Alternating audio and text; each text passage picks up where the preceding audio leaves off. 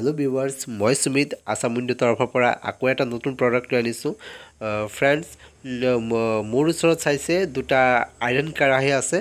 মই যেতিয়া দোকানত বিক্ৰী কৰোঁ তেতিয়া গ্ৰাহকে কয় কোনটো অৰিজিনাল কোনটো ডুপ্লিকেট আৰু কোন কেৰাহীটো ভাল কোনটো বেয়া তে আজি এইটো বিষয়ে মই এইটো ভিডিঅ'ত কথা পাতিম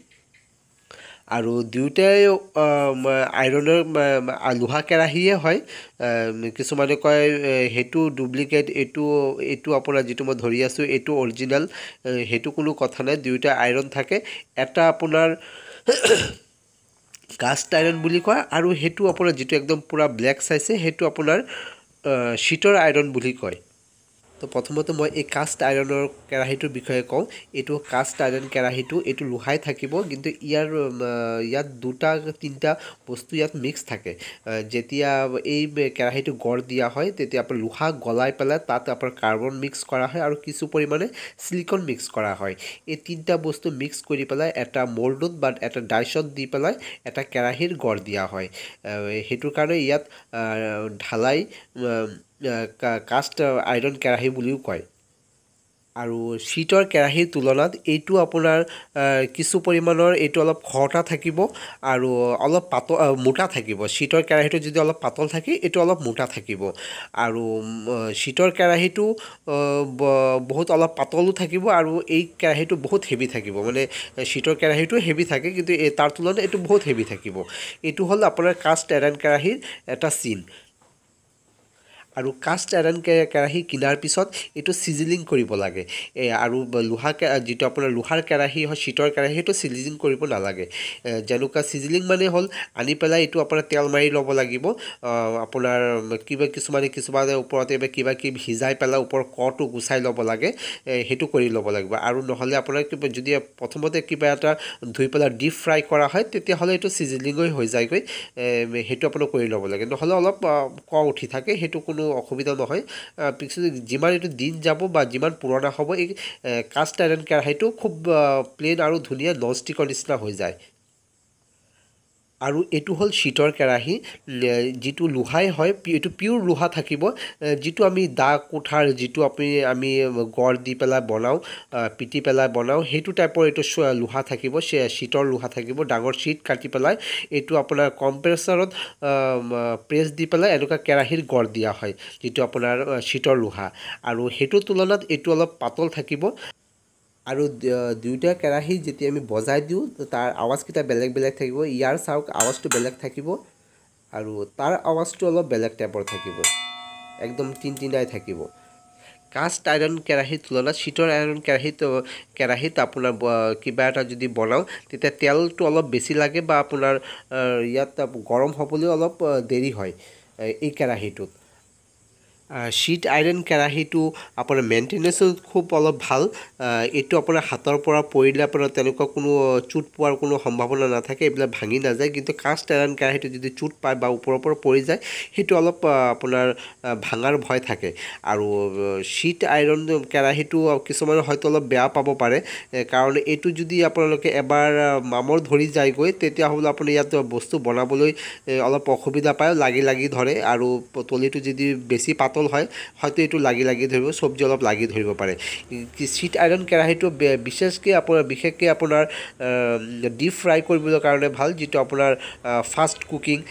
আপোনাৰ লুচি ভজাই হওক বা আপোনাৰ কিবা পকৰি ভজাই হওক যেটো ফাষ্ট কুকিং কৰিবলৈ কাৰণে ভাল আৰু কাষ্ট আইৰন কেৰাহীটো সবফালেই ভাল যিমান পুৰণা হ'ব এটো ইয়াৰ ওপৰৰ কোটিংটো ইমান ভাল হৈ গৈ থাকিব আৰু ইমান প্লেন হৈ গৈ থাকিব আৰু একদম লো মেইনটেনেন্স সাফা কৰিবলৈও ভাল আৰু কাষ্ট আইৰন কেৰাহীটো যেতিয়া আমি সবজি বনাও বা যিকোনো বস্তু আমি স্লো কুক কৰোঁ তাৰ পৰা যেটো আপোনাৰ আইৰন ৰিলিজ হয় হেতু আমাৰ স্বাস্থ্যৰ কাৰণে খুব ভাল আৰু হেতুৰ পৰা আপোনাৰ শীট আইৰন কেৰাহীৰ পৰা আইৰন ৰিলিজ হয় কিন্তু তাৰ তুলনাত কাষ্ট আইৰন কেৰাহীটো বহুত গুণে ভাল আৰু এটা কথা ইয়াতে কৈ দিলোঁ, এই যিটো শ্বীট আইৰণ কেৰাহী হয় ইয়াত এটা ব্লেক কালাৰৰ কোটিং এটা কৰা থাকে। হয়তো কিছুমান কেৰাহীত এই ব্লেক কালাৰৰ কোটিংটো কৰা নাথাকিবও পাৰে, ওপৰত একদম গ্লেজ কৰা আপোনাৰ লোহাৰ শ্বীটৰ নিচিনা থাকে, সেইটোত কোনো অসুবিধা নাই। হয়তো কিছুমানত ব্লেক কালাৰৰ কোটিং কৰা থাকে আৰু কিছুমান নাথাকে, কিন্তু আকৌ কিছুমানে কয় এইটো নন ষ্টিকৰ কোটিং কৰা থাকে, কিন্তু এইটো নন ষ্টিকো কোটিং নহয়, এইটো এটা ফ্ৰুট গ্ৰেড এটা কোটিং কৰা থাকে, সেইটোত আপোনাৰ কোনো অসুবিধা নাথাকে। কিন্তু হয়তো এসময়ত এই ব্লেক কালাৰৰ কোটিংটো উঠি যাব পাৰে মাজতে ঘঁহোতে, কিন্তু আপোনাৰ কাষ্ট আইৰণ কেৰাহীটোতে সেইটো কোনো অসুবিধা নাই, এইটো যিমান মাজিব ইমান আপোনাৰ নিমজ হৈ গৈ থাকিব।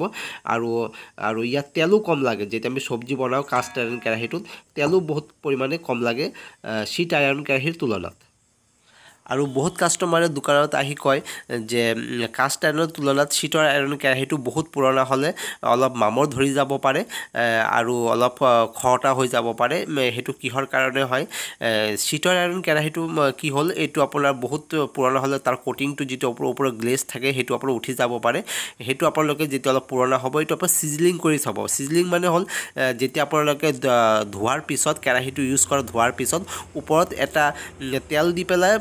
সামান্য অলপ তেল দি পেলাই বস্তুটো মুচি থৈ দিব। তেতিয়াহ'লে আপোনাৰ কি হয়, যদি আপোনাৰ 2-3 দিন কেৰাহীটো ইউজো নকৰে তেতিয়া তাত আপোনাৰ কোনো মামৰ নিচিনা লাগি নধৰে। সেইটো আপোনাৰ দুয়োটাতে কৰিব পাৰে,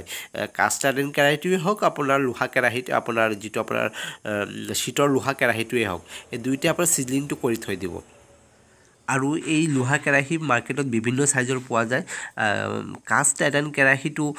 এইটো আপোনাৰ পাৰ পিছত হয়, আৰু যিটো আপোনাৰ শ্বীটৰ লোহা কেৰাহী হয় সেইটো আপোনাৰ ৱেইটত যাব। যদি আপোনাৰ শ্বীটৰ লোহাকেইটা কিনে তেতিয়া ৱেইটত কিনিব, আৰু কাষ্ট আইৰণটো এইটো আপোনাৰ নম্বৰ হিচাপত হয়, 1 নম্বৰ 2 নম্বৰ 3 নম্বৰ 4 নম্বৰ বিভিন্ন নম্বৰ থাকে, সেইটো হিচাপত আপোনাৰ কাষ্ট আইৰণ কেৰাহীটো হয়। আৰু এইটো যিটো কাষ্ট আইৰণ কেৰাহী চাইছে মোৰ হাতত, এইটো হ'ল জেনেৰেল যিবিলাক আপোনাৰ লোকেল কোৱালিটি হয়, এইবিলাক কোৱালিটি আজিকালি বিভিন্ন ব্ৰেণ্ডেড কোৱালিটিৰো থাকে, সেইবিলাক ইমান খৰটা নাথাকে, অলপ চিজিলিং কৰা থাকিব, সেইবিলাক আনি পেলাই ইমান তেল মাৰি ল'ব নালাগে। তেনেকুৱা আপোনাৰ যেনেকুৱা বিনোদ কোম্পানী, ভাল ভাল কোম্পানীৰ আজিকালি ওলাইছে, এইবিলাকৰ তুলনাত সেইটো অলপ কষ্ট হয়। তো ভিউৱাৰ্ছ, এই ভিডিঅ'টোৰ জৰিয়তে আপোনালোকে কিবা এটা হ'লেও লোহা কেৰাহীৰ বিষয়ে জানিব পাৰিলে। যদি এই ভিডিঅ'টো ভাল লাগিছে লাইক কৰিব, কমেণ্ট কৰিব, শ্বেয়াৰ কৰিব আৰু মোৰ চেনেলটো ছাবস্ক্ৰাইব কৰিব। ধন্যবাদ।